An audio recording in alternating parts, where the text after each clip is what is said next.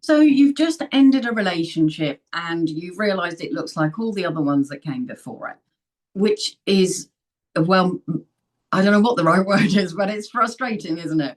Because you keep looking, you keep finding these great people, only to find out that the great person isn't such a great person. And so it's a different person, it's a different interaction, different chemistry, but completely the same dynamic. Okay. So this is not bad luck. This is the fact that you have been programmed from probably childhood.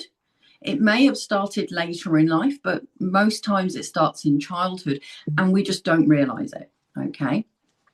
So the first relationship template we have is usually our caregiver. So were you brought up by your mum, your dad, step parents, grandparents, nannies, childminders, or were you really brought up by the school, club before school, club after school, hardly see your parents.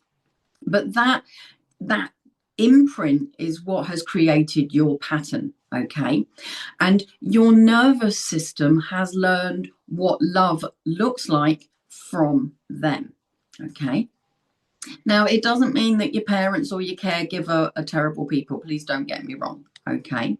So, familiar feels like home, even when it's toxic or dysfunctional. And this is why people end up with partners with addiction, even though when they were being brought up by a parent with addiction, they swore blind they would never let it happen to them, or they've moved from an abusive parent to an abusive partner because it's familiar. It's what the body and the brain understand.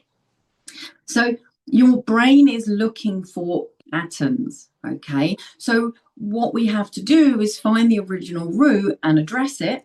And then we change it so that we've got a different pattern. So I have a free guide that you can have, and I will tell you the story of Sarah, and that will help you to understand why your patterns are there. Okay. And it could be unavailable partners, like your father was off the scene or your mother was off the scene. Let's not be sexist. It could be that your father was working all the time, and so he might have been part of the family, but he was never there. Okay.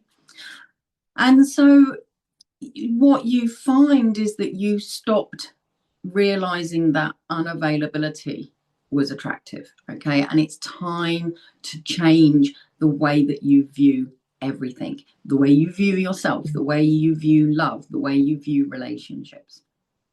So come and read about Sarah, see if that resonates, and then come and join me on the healing pathway where we can help you to shift those patterns so that you no longer find yourself dating those partners that have that terrible dynamic for you.